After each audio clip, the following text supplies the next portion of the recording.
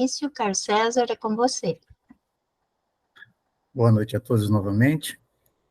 Então vamos, nesse momento, procurarmos aliviar nossos sentimentos, buscando uma relação mais alta com Jesus, nosso Mestre, e com Deus, nosso Pai.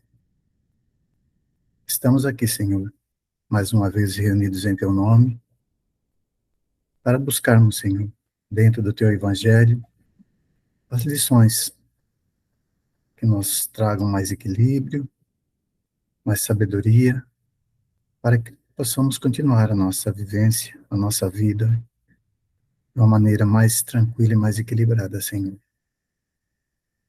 Que a Tua luz possa nos envolver a todos, para que possamos aproveitar o melhor da noite, trazida pelo nosso companheiro Jorge. Que ele seja muito feliz, Senhor, e possamos aproveitar o máximo de tudo que ele foi trazer para todos nós. Te agradecemos mais uma vez, Senhor, pela oportunidade, pela vida, pelas lições que nos são dadas em todos os momentos de nossa vida. Desde já te agradecemos e, com a tua permissão, damos por iniciado o Evangelho Online desta noite, dando graças a Deus e que assim seja. Que assim seja. Boa noite a todos, boa noite a todos aqueles que ainda não cumprimentei, que nós possamos, amparados por Jesus e pela espiritualidade amiga, fazer uma lição bem proveitosa, que nós possamos tirar lição da lição, que ela possa nos fortalecer realmente na nossa caminhada. E a lição de hoje, como foi anunciada, da obra Vinha de Luz, é a lição número 15, que tem por título Não Entendem. E eu gostaria de começar fazendo a leitura da lição, para que a gente recorde um pouco o conteúdo dela. Não entendem. Querendo ser doutores da lei, e não entendendo nem o que dizem, nem o que afirmam. Paulo a Timóteo. Em todos os lugares, surgem multidões que abusam da palavra. Avivam-se discussões destrutivas na esfera da ciência, da política, da filosofia, da religião. Todavia, não somente nesses setores da atividade intelectual se manifestam semelhantes desequilíbrios. A sociedade comum, em quase todo o mundo, é campo de batalha. Nesse particular, em vista da condenável influência dos que se impõem por doutores em informações descabidas. Pretensiosas autoridades, nos pareceres gratuitos, espalham a perturbação geral, adiam realizações edificantes, destroem grande parte dos germes do bem, envenenam fontes de generosidade e fé, e, sobretudo, alterando as correntes do progresso, convertem os santuários domésticos em trincheiras da hostilidade cordial. São esses envenenadores inconscientes que difundem a desarmonia, não entendendo o que afirmam. Quem diz, porém, alguma coisa, está semeando algo no solo da vida. E quem determina isto ou aquilo está consolidando a semeadura. Muitos espíritos nobres são cultivadores das árvores da verdade, do bem e da luz. Entretanto, em toda parte, movimentam-se também os semeadores do caracho da ignorância, dos cardos da calúnia, dos espinhos da maledicência. Através deles, opera-se a perturbação e o estacionamento. Abusam do verbo, mas pagam uma leviandade a dobrado preço. Porquanto, embora desejem ser doutores da lei, e por mais intentem confundir-lhe os parágrafos, e ainda que dilatem a própria insensatez por muito tempo, mais se aproximam dos resultados de suas ações, nos círculos das quais essa mesma lei lhes impõe as realidades da vida eterna através da desilusão, do sofrimento e da morte.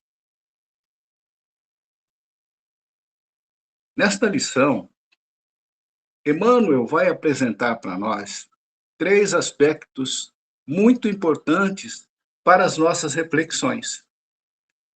Logicamente, existem muitos outros pontos que merecem nossa atenção, nossa reflexão, mas nós vamos nos referir apenas a esses três. O primeiro aspecto, as cartas de Paulo. O segundo aspecto, a palavra. E o terceiro, responsabilidade. Então vamos começar com a carta de Paulo. Todos nós já sabemos, acredito que sim, que Paulo escreveu várias cartas durante o seu trabalho missionário. Esse era o meio do qual ele se valia para enviar suas mensagens. E Emmanuel começa apresentando para nós uma parte dessa carta. É a carta que ele enviou a Timóteo. Mas quem era Timóteo? Timóteo era um jovem pastor grego, filho de um homem grego e uma mulher judia. Ele perdeu o pai muito cedo. E talvez em razão disso, Paulo nutria por ele uma afetividade muito grande. E eles tinham um relacionamento muito próximo, de pai para filho, de filho para pai, a ponto de Paulo se dirigir a ele dizendo: meu filho Timóteo. Era realmente considerado como um filho para o apóstolo. Mas o que está escrito nessa carta, além desse pequeno texto que ele apresenta? Vamos dar uma olhadinha, então, um pedaço dessa carta, além daquele texto. Ele se dirige a Timóteo dizendo assim: a Timóteo, meu verdadeiro filho da fé, graça, misericórdia e paz da parte de Deus, nosso Pai, e da de Cristo Jesus, nosso Senhor. Como te roguei, quando parti para a Macedônia, que ficasses em Éfeso para advertires a alguns que não ensinem outra doutrina, nem se deem a fábulas ou a genealogias intermináveis, que mais produzem questões do que edificação de Deus, que consiste na fé, assim o faço agora. Ora, o fim do mandamento é o amor de um coração puro e de uma boa consciência e de uma fé não fingida, do que, desviando-se alguns, se entregaram às vãs contendas, querendo ser mestres da lei e não entendendo nem o que dizem, nem o que afirmam. Essa era, então, a carta que Paulo enviou a Timóteo. A carta continua, ela tem mais alguma sequência, mas nós vamos parar por aqui. Qual era o objetivo dessa carta? Orientação e alerta. Mas não apenas a Timóteo, mas a todos aqueles que estavam imbuídos da palavra e da responsabilidade de divulgar os ensinamentos de Jesus. Para que esses ensinamentos da doutrina do Cristo não fossem deturpados, não sofressem adulteração e nem a influência de outras doutrinas. Ou seja, não fossem contaminados pelos ensinamentos das doutrinas falsas. Então, a finalidade das cartas de Paulo era sempre a mesma. A preocupação que ele tinha com que as coisas corressem de forma correta. E com Timóteo não foi diferente. E, além de tudo isso, o conteúdo das cartas tinha também como propósito fortalecê-los, fortalecer aqueles que estavam imbuídos da fala, de divulgar os ensinamentos de Jesus. Principalmente porque seriam dias difíceis os que eles teriam pela frente. E Paulo incentivava todos eles para que permanecessem firmes na fé. E a própria história nos mostra como foram realmente difíceis aqueles dias dos primeiros cristãos, com perseguições, assassinatos cruéis, mas mantiveram a fé. E Paulo sabia exatamente o tipo de conselho que estava transmitindo, porque antes da conversão, ele também era perseguidor dos cristãos. Então ele sabia exatamente o risco que aqueles amigos, aqueles pastores, os pregadores estavam passando quando estavam disseminando os ensinamentos de Cristo. Ele sabia que todos eles estavam correndo riscos. E Paulo também instrui sobre diversos assuntos, além desses. A importância e a necessidade da oração, mostrando que Cristo é nosso mediador com Deus. Auxílio e responsabilidade que devemos ter, que eles deveriam ter com os idosos, com viúvas e servos. E muito importante, e certamente o mais importante das recomendações de Paulo, divulgar os ensinamentos do Cristo através da palavra e, sobretudo, através das atitudes que deveriam demonstrar, atitudes essas que deveriam estar de acordo com aquilo que pregavam. Caridade com o próximo, amor e respeito. Então, Paulo tinha essa preocupação, que as palavras de Jesus, os ensinamentos, não sofressem alteração. Vamos falar agora sobre a palavra. Em todos os lugares, Emmanuel começa dessa forma. Em todos os lugares surgem multidões que abusam da palavra. Hoje nós somos bombardeados a todo instante com notícias e informações que vêm de todos os lados, seja através da mídia, que está cada vez mais invasiva, nos tolhendo a liberdade, porque nem todos ainda estamos aptos a discernir sobre tudo que nos chega. Se é verdade, se é mentira. Hoje o termo mais utilizado é a palavra fake, né? Ou alguma informação que nos chega através de alguém, pela palavra. E nós não tomamos nem o conhecimento de confirmar ou não se aquilo é verdade ou mentira, e estamos também passando adiante aquilo que nos passa. E o que nós fazemos com isso, sem nos importarmos se isso é mentira ou verdade. Passamos adiante. A partir desse momento em que duplicamos esse acontecimento, estamos envolvidos e comprometidos com a consequência desse fato. É o que nos fala a lição. Envolvidos pela emoção que ainda não conseguimos controlar e acabamos causando danos, muitas vezes irreparáveis, E depois disso tudo, ainda levamos muitas vezes séculos na reparação desse equívoco. Contido num momento de emoção descontrolada, de desequilíbrio emocional, onde não conseguimos controlar o ímpeto de falar da nossa palavra. E é muito triste saber que nas fileiras da doutrina, os nossos amigos, isso acontece quase que constantemente. As redes sociais estão aí a nos dizer muito sobre o que estamos estudando essa noite. Com ela, as redes sociais, o mundo parece terra sem lei, terra de ninguém. Agressões escritas e verbais, provocações, compartilhamento de postagens comprometedoras. E não bastasse o compartilhamento, ele acontece, como nós já falamos, sem saber se é verdade, se é mentira.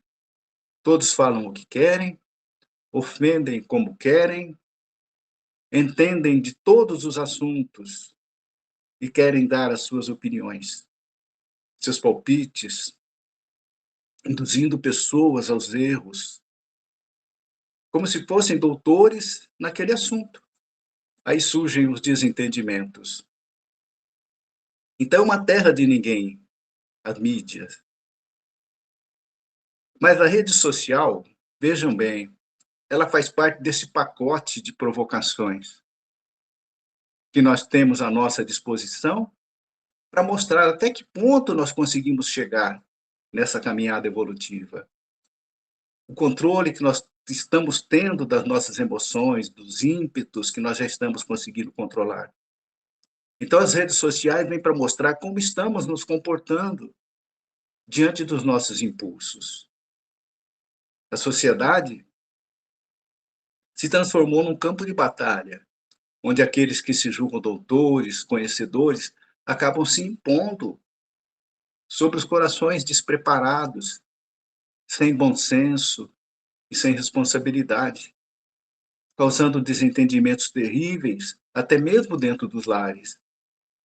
A nossa posição, a nossa palavra, o nosso entendimento como espírita, tem um valor enorme no convencimento das almas que convivem conosco e nas almas daqueles que em algum momento se socorrem em nós, diante dos seus dilemas, das suas dificuldades, e a nossa palavra se torna verdade. Como tem sido a nossa preparação íntima no socorro dessas almas? Como estamos propagando o Evangelho de Jesus? O Evangelho de Jesus é pregado em quase todos os lugares do mundo. Mas será que nós, espíritas, estamos fazendo essa divulgação à luz da doutrina que aprendemos? E como espíritas, estamos agindo de conformidade com aquilo que pregamos? Como recomenda Paulo aos seus pregadores?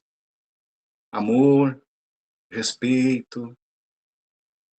Nossa palavra tem energia. Nosso pensamento tem energia. E a palavra é a energia arremessada em alguma direção. Ela não tem volta. Depois que falamos, ela já foi. Se é uma palavra positiva, fraterna, amorosa, produzirá coisas boas, com certeza. É energia boa que volta para você, é energia boa que volta para mim, é energia que volta para todos nós. Quantos estão movidos pela vaidade? E são esses os que carregam muitas vezes distorções doutrinárias, corrompendo mesmo inconscientemente a pureza da doutrina. É claro também, somos ainda imperfeitos. E por sermos imperfeitos, de maneira imperfeita, acabamos conduzindo nossos atos de maneira equivocada, muitas vezes. Mas não justifica sermos contaminadores de notícias e discussões que não correspondem à conduta do verdadeiro cristão. Esse ponto nós já podemos praticar. Esse ponto eu acredito que seja fácil para cada um de nós. Não dar prosseguimento a tudo aquilo que compromete. Então, como estamos usando a nossa palavra, a nossa comunicação, diante daquilo que já aprendemos, a favor do bem ou a favor do mal, da construção do bem ou de destruição? Essa obra parece que foi escrita por esses dias. Tão atual é a lição de hoje. Mas não, essa obra foi escrita em 1952, há 71 anos atrás. Emmanuel já vinha com essa recomendação para nós. E o que nós podemos extrair dessa mensagem e dessa orientação e alerta que Paulo faz sobre a contaminação da doutrina de Jesus? O que nós podemos tirar de conceito disso tudo que ele apresenta nas cartas que passou a Timóteo? E agora nós vamos falar da responsabilidade. Seremos responsabilizados, todos nós, por todo abuso que fizermos do uso da palavra. Mas a lição é dirigida a nós, os espíritas. Por isso que nós temos que prestar atenção, porque somos nós que temos acesso a essas obras. Emmanuel não falaria o que ele fala, não chamaria a atenção que ele chama, para quem não lê as obras. E a obra é feita para o espírita. Então é a nós endereçado todos esses ensinamentos e alertas que ele nos dá. A essas lembranças do Evangelho Cristo que o Espiritismo nos traz, é a nós que Emmanuel se dirige, através do Consolador prometido. Somos parte da sociedade a que ele se refere. E qual tem sido o nosso compromisso com a verdade? O nosso compromisso com a doutrina?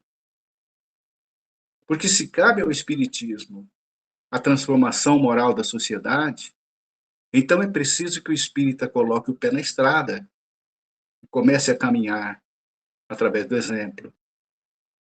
Como dirigentes, formadores de opinião, expositores. O que nós estamos transmitindo para aqueles que nos ouvem e nos têm muitas vezes como referência, não é? E no trabalho, no lazer, com amigos, na família. Entendemos que o objetivo principal da mensagem é nos alertar sobre o uso da palavra e a nossa responsabilidade sobre esse mecanismo que nos permite comunicar com o outro, manifestar o nosso desejo, a nossa vontade. Que sem ela, a palavra, é impossível viver em sociedade. Mas é bom salientar que não é exatamente sobre o uso da palavra, porque ela é necessária, mas sobre o abuso que fazemos dela. E nós estamos em um momento especial da nossa existência. Momento de transformação, momento de seleção de sentimentos, momento de escolhas em que as nossas tendências são colocadas a toda prova. Quando eu fiz o comentário sobre a orientação de Paulo a Timóteo, eu o fiz com o propósito, afinal, é uma obra espírita. E o ensinamento que ela contém, que ela transmite, está direcionado ao espírita que lê. Então, nós podemos e devemos trazer para o nosso círculo de ação, trazer para o nosso coração. É muito fácil a gente ler as obras, buscar o entendimento da palavra, buscar tudo aquilo que nós aprendemos através das leituras, guardá-la dentro de nós, e ao menos, muitas vezes, a gente não pensa que as pessoas que estão à nossa volta nos observam a todo instante, cobrando intimamente posturas cristãs, posturas de bondade, posturas de amor, de respeito. Na contracapa, não sei se vocês já tiveram a oportunidade de ler, na contracapa do Vinha de Luz, Emmanuel escreve a seguinte frase: este livro é um convite à prática do Evangelho, endereçado àqueles que anseiam pela renovação de suas vidas, aos que já compreenderam que a existência na Terra não é mais que um estágio do espírito em evolução. Diz o autor que, nos variados climas do mundo, há quem se nutra de tristeza, de insulamento, de prazer barato, de revolta, de conflitos, de cálculos, de aflições e de mentiras. O discípulo de Jesus, porém, aquele homem que já se entediou das substâncias deterioradas da experiência transitória, pede a luz da sabedoria, a fim de aprender e semear o amor em companhia do Mestre. O Evangelho é o sol da imortalidade que o Espiritismo reflete com sabedoria para a atualidade do mundo. Esta obra faz parte de um conjunto de extraordinário valor moral e doutrinário. Valor moral e valor doutrinário, que vale a pena ser conhecido por todos os que se interessam pelos ensinos evangélicos. Então, o encerramento desse livro, ainda na contracapa, ele reflete exatamente o problema que a lição de hoje vem nos apresentar. Num mundo de prazer barato, num tempo de tristeza, de insulamentos, de cálculo, aflições e de mentiras. Nós podemos, nesses momentos em que estamos passando essas dificuldades e sentindo os dramas das pessoas que também sentem, levar a cada uma delas o exemplo do nosso comportamento. Muitas vezes não basta o exemplo da palavra, o exemplo do comportamento. como nós estamos nos comportando diante dessas pessoas. E como Paulo diz, que a palavra seja o que a atitude é. Tenhamos na nossa atitude aquilo que projetamos nas nossas falas, nas nossas palavras, para que cada vez e cada vez mais a nossa doutrina, que é individualizada em cada um de nós, no momentos da nossa existência, elas possam refletir ao olhar daqueles que nos veem de forma boa, de forma positiva.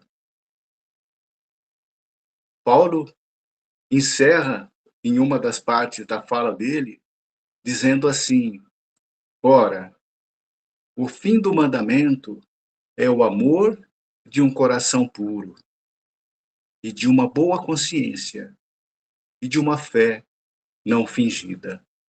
Essa parte ainda se encontra na carta endereçada a Timóteo.